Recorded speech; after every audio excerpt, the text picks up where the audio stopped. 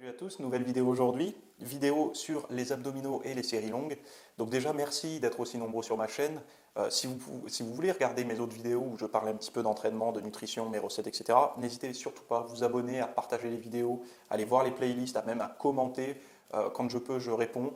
Mais sinon, si vous voulez plus de détails et si vous préférez avoir des réponses plus claires et que vous n'avez pas envie de les mettre en public dans les commentaires, je peux vous recommander d'aller directement sur mon site internet www.fitnessmiss.fr.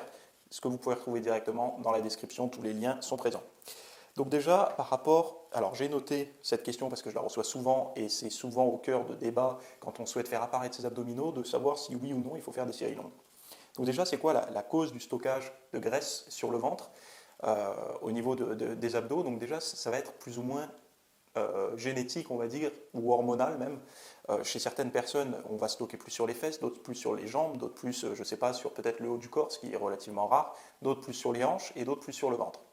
Il y a aussi autre chose qui rentre en compte, c'est le stress. Le stress augmente les chances, on va dire, ou les risques de stocker du gras sur le ventre. Donc le stress, et surtout quand on se met au régime, le stress monte un petit peu. On a tendance à, d'une, faire de la rétention d'eau au niveau des abdos, et en plus de ça, d'encourager, on va dire, le stockage de graisse sur cette zone-là, tout simplement parce qu'une hormone qui s'appelle le cortisol va s'élever, et cette hormone a pour but, entre guillemets, de préserver un petit peu le corps quand il y a une période de stress, et on va stocker du gras à cet endroit-là, sur le ventre. C'est quelque chose que j'ai remarqué. Plusieurs personnes l'ont remarqué déjà, et je peux vous dire que si vous êtes très stressé, en général, vous avez du mal à avoir les abdos bien découpés. Donc ensuite, il va y avoir au niveau des glucides, donc les calories sous forme de glucides, surtout les mauvais glucides, donc à index glycémique élevé, les glucides raffinés, les sucres, le sucre de table, toutes ces choses-là, les bonbons, les conneries, ça c'est assimilé tellement rapidement par le corps que forcément il ne sait pas quoi en faire, il en fait du gras, donc c'est pas bon pour vos abdos. Ensuite, il va y avoir la sédentarité, donc le fait qu'on ait un travail où on est assis. Le fait d'être assis en permanence limite finalement la dépense calorique, l'activité physique, et c'est pour ça que des personnes souvent, quand elles changent d'emploi, c'est-à-dire qu'elles ont toujours travaillé avec un métier physique et elles passent à un métier qui va être plutôt sédentaire, même sans changer ses habitudes de vie au niveau alimentaire et sportif, la personne va prendre du poids et va peut-être plus galérer à voir ses abdos qu'avant. Donc voilà les causes plus ou moins de ça, en fait, de la prise de gras sur le ventre. Ensuite, on va amener un point fort aux séries longues pour les abdos, c'est que ça va faire justement circuler le sang. C'est-à-dire que les personnes qui sont sédentaires tout le temps assises, on va pouvoir apporter avec des séries longues du sang, c'est-à-dire d'irriguer cette zone musculaire régulièrement, de l'activer.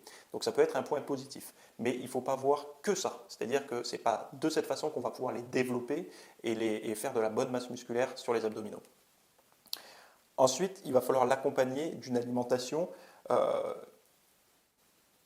on va dire l'alimentation, comme je disais dans mes autres vidéos, va devoir être adaptée à notre hygiène de vie, c'est-à-dire à notre dépense calorique quotidienne, à notre degré de sédentarité ou d'activité physique. Il va vraiment falloir, on ne peut pas avoir du tout prêt, du tout réchauffé, comme ça, il faut vraiment personnaliser en fonction de son rythme de vie.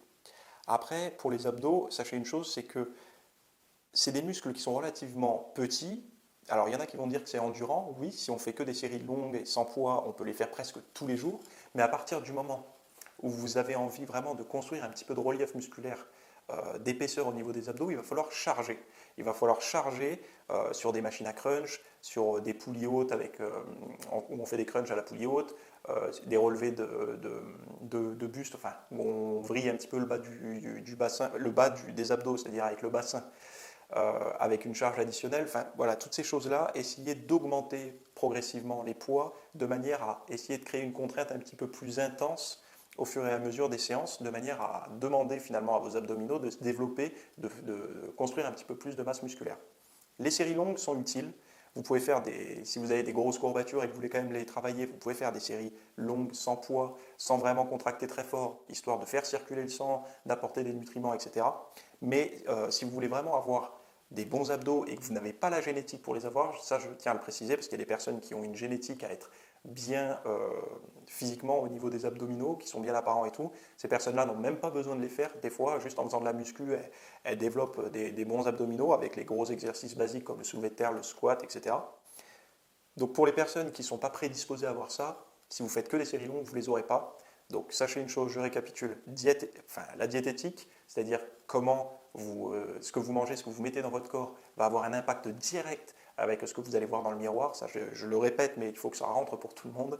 Ensuite, le degré de stress que vous avez, essayez de baisser votre stress, essayez de comprendre pourquoi, la cause, du comment, etc. La sédentarité, le fait d'être assis en permanence, va faire que ça va être beaucoup plus difficile pour vous qu'une personne qui va être très active toute la journée de faire apparaître ses abdominaux. Et après, de varier les entraînements, c'est-à-dire que oui, on peut faire du long et léger, mais il faut impérativement faire aussi avec des résistances, avec des séries plus courtes, plus lourdes, plus intenses, avec un petit peu d'échec si possible quand l'exercice vous le permet, pour pouvoir travailler globalement.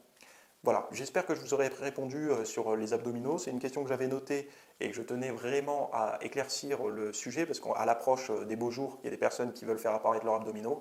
Donc avec cette vidéo, j'espère que vous pourrez vous construire un programme digne de ce nom.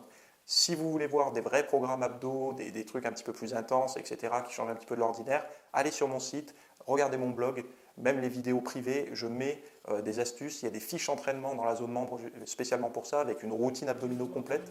Allez voir tout ça. Et bon, en attendant, je vous dis à plus pour la prochaine vidéo. Ciao. Got to ain't but it used to be. She's not to blame, you should retreat. We watch as well as you can see. Stop the beat.